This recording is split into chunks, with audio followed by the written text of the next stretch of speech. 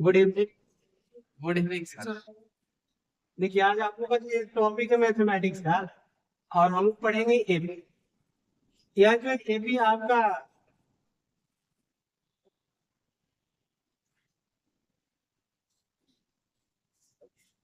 Class 10 से related है, किससे रिलेटेड है?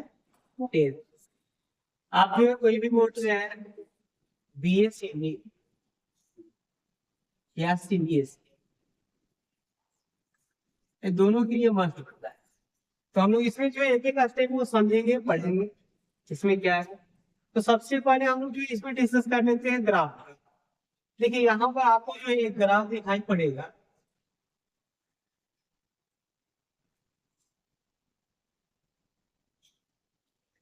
इसमें देखते हैं, इसको मान लेते हैं, किसी को लिमिट मान लेते हैं। क्या मान लेते हैं? लिमिट। लिमिट का मतलब होता है कि यहाँ पर हर एक एफ जीरो होता है। लिमिट पर कोई भी क्या होता है? जी।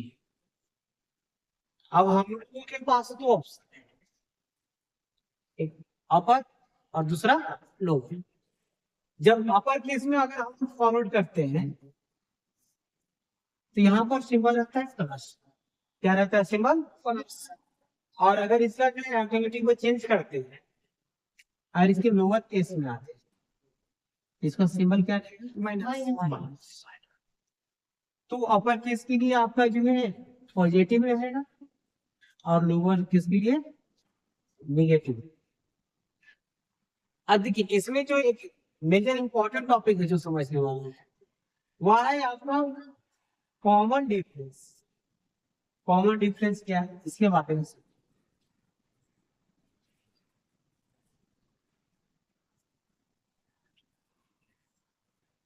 देखिए। सबसे ज्यादा इंपॉर्टेंट हमारा जो है ग्राफ में यही है। यहाँ पर हम लोग एपी के स्टेप को पढ़ रहे हैं, इसमें जो मोस्ट इम्पोर्टेंट है कॉमन डिफरेंस। क्या है? Common difference. जैसे देखिए यहाँ से अगर मान लेते हैं कि इसके बीच का जो मिड का डिस्टेंस है अगर 5, तो ये अगला स्टेप में कितना रहेगा? 5 ही रहेगा। तो 5 और +5 करेंगे, ये अगला स्टेप में कितना आ जाएगा? 10। नेक्स्ट फिर से ऐड करेंगे, अभी कितना हो जाएगा आपका? 15। नेक्स्ट करेंगे तो 25। अपर केस में पॉजिटिव होते जा रहा है। सेकंड इसका जो है ग्राफ रहता है निगेटिव। तो हम लोग निगेटिव के बारे में देखेंगे। यहाँ पर निगेटिव का ग्राफ क्या है। जैसे जैसे इसको लोअर केस में लाते हैं तो सेम डिस्टेंस के साथ, जैसे कि देखिए 5 का डिफरेंस है तो 5 का ही डिफरेंस है। यहाँ पर क्या रहेगा? -5। जस्ट इसके नीचे आएंगे तो -3, -15।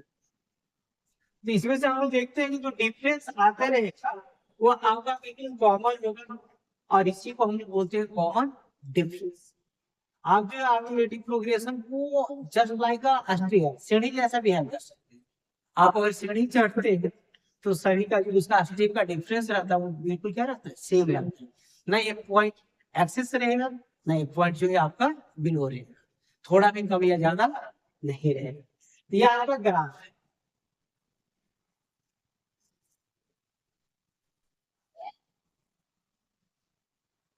तो इस ग्राफ के लिए सबसे पहले आप लोग नोट कर लीजिए, इसके बाद इसके फॉर्मूला के बारे में हम लोग डिस्कस करेंगे। चलिए यहाँ तक लिखिए।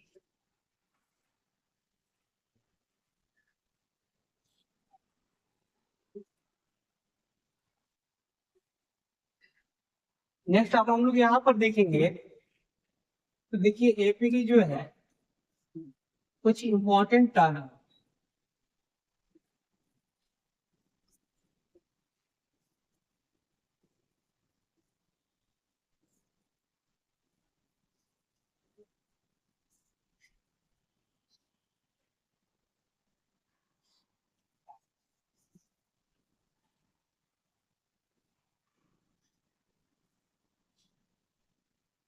देखिए इंपॉर्टेंट फॉर्मूला और पॉइंट्स क्या क्या होता है, तो इसमें हम लोग सबसे पहले समझेंगे कौन क्या है। जस्ट यहाँ से हम लोग जो है ग्राफ देखे थे, ग्राफ में लिमिट को देखे थे, अपर केस को देखे थे और लोअर केस को देखे।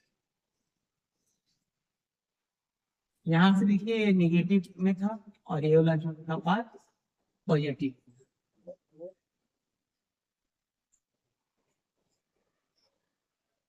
लेकिन इसके जो बीच का डिफरेंस था,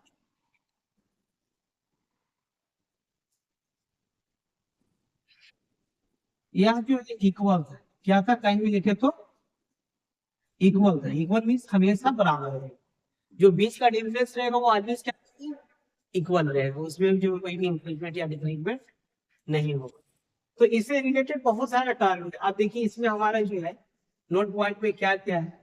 तो फर्स्ट को स्टार्ट करते हैं ए या ए ओ, इसको हम लोग बोलते हैं फर्स्ट। फर्स्ट टर्म यानी प्रथम, ठीक है। नेक्स्ट अगर मान लेते हैं कि इसी तरह से आप कर रहे हैं ए, तो ए टू रहेगा आपका सेकेंड टर्म। ए टू आपका क्या रहेगा, सेकेंड। इसी तरह से आप रिमार्जिन कर सकते हैं। ए थ्री मीन्स क्या है, थर्ड। तीसरा प्रथम। अब देखिए अगला आएगा आपका ए। ए मीन्स होता है आपका लास्ट। लास्ट टर्म होते तो बोलते हैं अंतिम। ये आपका क्या है, लास्ट टर्म यानी कि अंतिम पद। नेक्स्ट आगे अगर हम लोग देखते हैं तो आपका जो है एक एन, इसको हम लोग बोलते हैं एनएस टर्म। हिंदी में इसको बोलते हैं वहां जैसे पांचवा छठा के एन का प्रयोग करते हैं। अगला अक्षर में देखते हैं तो इसको कभी कभी जो है ना उसमें टीएन से भी इंडिकेट किया जाता है। लेकिन टीएन में सिया भी आपका जो है क्या है, एनएस टर्म ही है।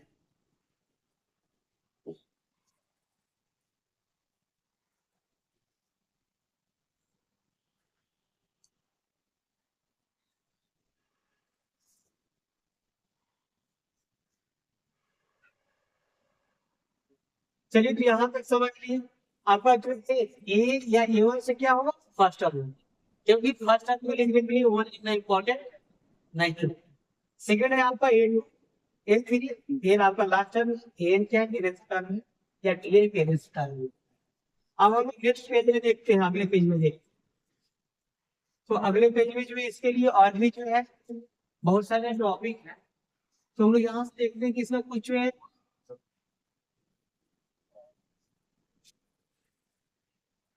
वैल्यू फाइंड आउट करना होता है, किस तरह से रिप्रेजेंट होता है, इसके फार्मूला क्या होंगे। अभी तक जो कुछ भी बताया गया है सब नोट पॉइंट। जैसे देखिए कोई क्वेश्चन है,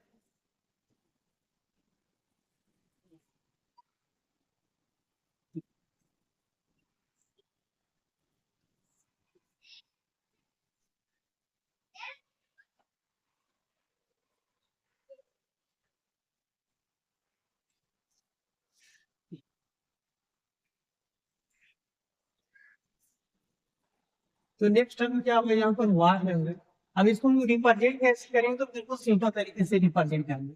ये आपका ए वन, या आपका जो है ए टू है, यह टर्म आपका क्या है ए थ्री, ए फोर है, और यह टर्म आपका क्या है ए वन। तो हम लोग यहाँ पर और भी जो इसके फॉर्मूले में देखेंगे तो कुछ एबिलिटी होते हैं, जैसे कि आपका जो है अगला आपका आएगा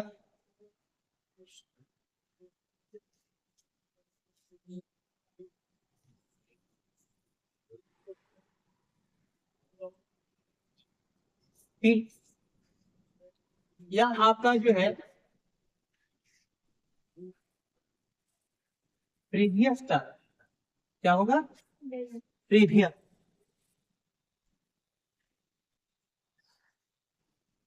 एक रहेगा आपका एंटी, एंटी बोले तो नेक्स्ट।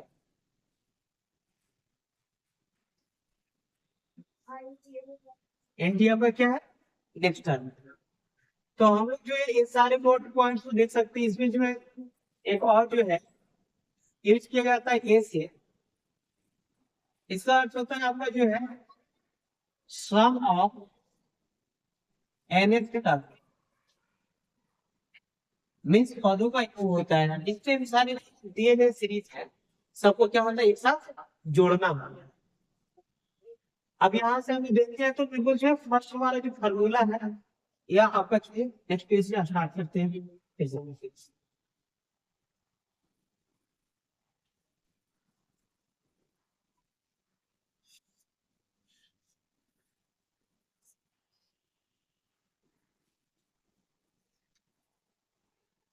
यहाँ पर देखिए सबसे पहले जो एक क्वेश्चन हमको ड्रॉ किया जाएगा या क्वेश्चन हम लोग जो है डायरेक्टली भी टेकअप कर सकते हैं। तो सी टी या D, या अब वो डिनोटेड करने के काम आएंगे, हम लोग इसके बारे में समझेंगे। यह क्या है, तो आपका यह क्या है, कॉमन डिफरेंस। अब इसका जो फॉर्मूला होता है आपका सी डी या डी का नेक्स्ट टर्म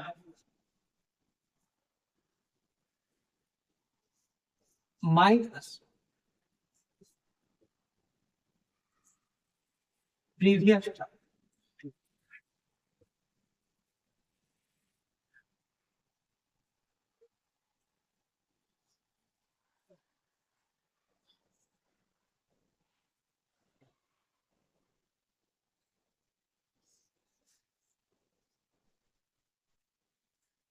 हम लोग यहाँ पर एग्जाम्पल देखें या क्या है, जैसे मान लीजिए कोई सीरीज में आपका दिया गया है,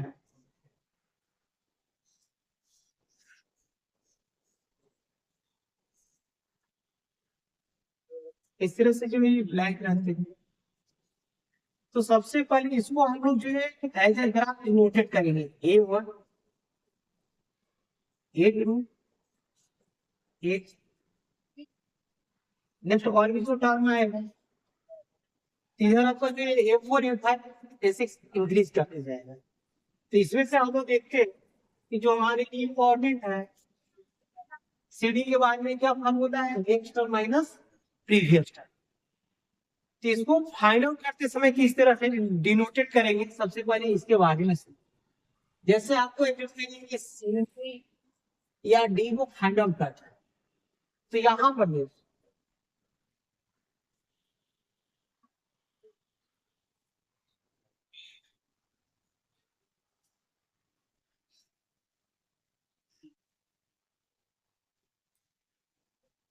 जैसे या आपका जो है A2 के लिए क्या है, प्रीवियस टर्म क्या है,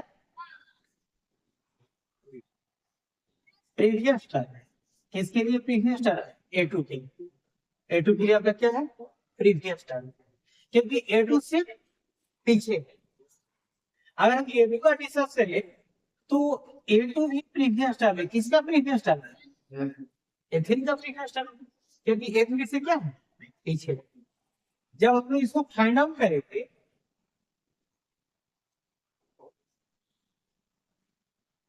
तो यहां पर आप लिख सकते हैं A2 minus A1, A2 minus A2 का वैल्यू कितना है आप बताइए, A2 कितना है 7, तो 7 माइनस A1 का वैल्यू कितना है 3, आफ्टर सब्ट्रैक्ट कितना है, आफ्टर सब्ट्रैक्ट कितना है 4। या फिर जो है नेक्स्ट टर्म में और भी निकाल सकते हैं, जैसे अगर आप टर्म को चेंज नहीं कर सकते तब भी फाइंड आउट होंगे। आप कहीं से भी जो है नेक्स्ट टर्म से प्रीवियस टर्म को क्या कर सकते हैं, सब्ट्रैक्ट कर सकते हैं। यहाँ पर आपको फाइंड करना है A3, इसका फॉर्मूला लिखेंगे A3, और A3 का प्रीवियस टर्म कौन है, A2, तो A3 माइनस A2, A3 का वैल्यू आपका है 11 और A2 का वैल्यू है 7, तो 11 माइनस 7 आफ्टर सब्ट्रैक्ट 4।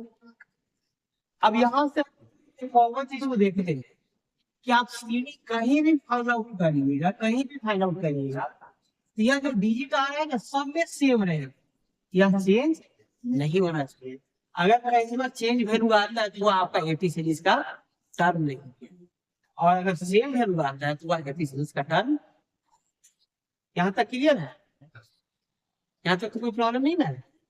एक बार फिर से सब नोट में बतलाना चाहेंगे कि इसमें जो हमारा सबसे इंपॉर्टेंट पार्ट है वो आपका है कॉमन डिफरेंस। वो आपका क्या है?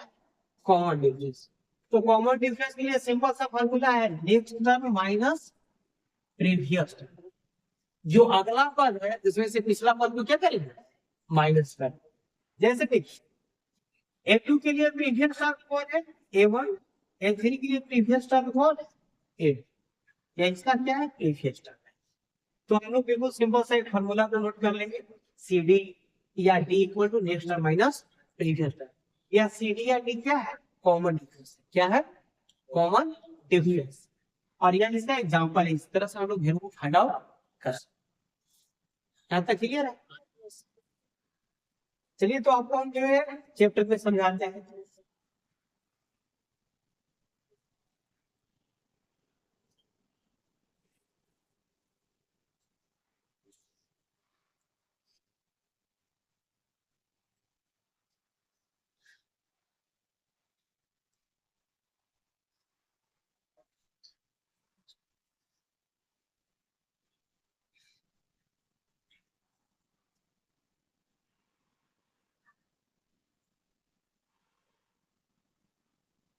अब यहाँ से देखिए एक हमारा टॉपिक दिखाई पड़ रहा है।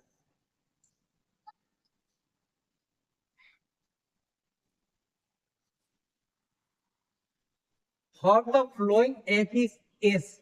एपीएस किस होता है आपका? एपीसी। यह एपीएस आपका क्या है? एपी का सीरीज।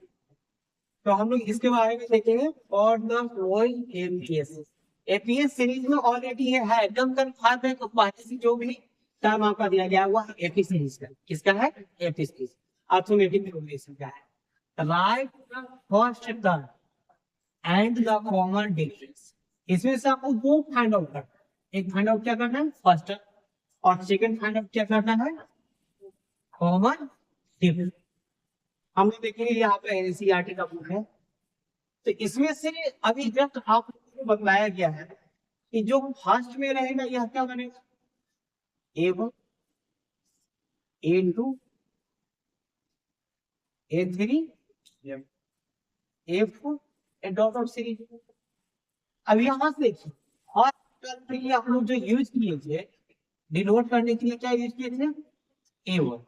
A1 इक्वल टू कितना है? देखिए आप यहाँ से आंसर को देख सकते हैं। A1 हमारा कितना है? 3। तो हमारा जो है A1 3 है। या आपका जो है first term equal A1 equal to आपका एक आंसर फाइंड आउट होगा कितना? 3। नेक्स्ट अभी जस्ट हम स्टडी किए हैं कॉमन डिफरेंस के बारे में। D इक्वल टू फॉर्मूला क्या है? Next term minus previous term. Next term minus previous term.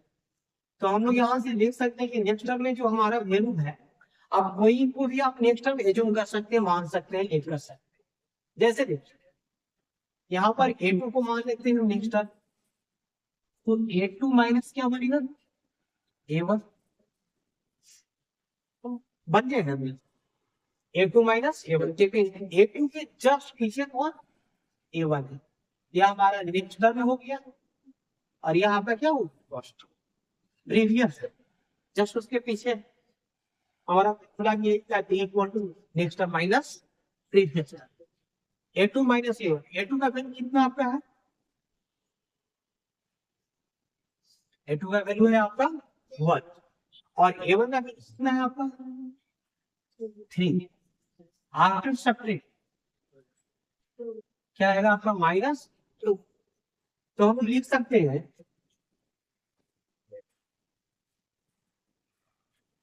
Common difference equal to D equal to कितना आपका आंसर? यही दो आपका आंसर है। एक आपका यहाँ पर आंसर है फर्स्ट टर्म का और कॉमन डिफरेंस आपका आ गया। तो आप बिल्कुल जो इजीली सारे क्वेश्चन को फाइंड आउट कर सकते हैं जैसे यहाँ पर आपको दिखाई पड़ रहा है। तो इसमें देखिए फर्स्ट टर्म A1 A1 कितना आ जाएगा -5। फर्स्ट टर्म हमारा क्या है A1 और A1 का वैल्यू कितना है -5। अब इसमें अगर आपको जो है D का वैल्यू फाइंड आउट करना है तो A2 माइनस A1, A2 का होगा यहाँ पर कितना है -1, तो -1 माइनस कैलकुलेट करें तो -1 माइनस इंटू माइनस प्लस 5 में से 1 को सब्ट्रैक्ट करिएगा आफ्टर सब्ट्रैक्ट कितना है 4। तो इसका जो है आपका फर्स्ट टर्म हो गया, first term equal to A1 equal to -5 और common difference CD equal to यहाँ पर क्या होगा। अब इस तरह से इसमें फाइंड आउट कर सकते हैं। इसमें अगर किसी को कुछ प्रॉब्लम है, समझने में कहीं दिक्कत है सर A1 है A2 का या फिर A3 A4 है वो 1 आप चाहें तो वहीं से भी निकाल सकते हैं, सब जगह सेम आएगा। बस आपको बस एक ही चीज पर ध्यान रखना है कि एक नेक्स्ट टर्म रहेगा और जस्ट उसके प्रीवियस टर्म रहेगा। जैसे यहाँ पर मान लेते हैं कि इसको अगर हम सोल्व करेंगे, एज्यूम करिए कि A1 है A2 है A3 A, आप कहाँ से निकालना चाहते हैं इसको, कौन सा टर्म से फाइंड आउट करना है। A3 मतलब कोई A3 और F, तो D इक्वल टू आपका इतना है, नेक्स्ट टर्म कौन है M4 और उसका प्रीवियस टर्म कौन है, इजीली फाइंड आउट कर सकते हैं। A4 माइनस A3 तो 7 माइनस आफ्टर सब्ट्रैक्ट, देखिए दोनों सेम है,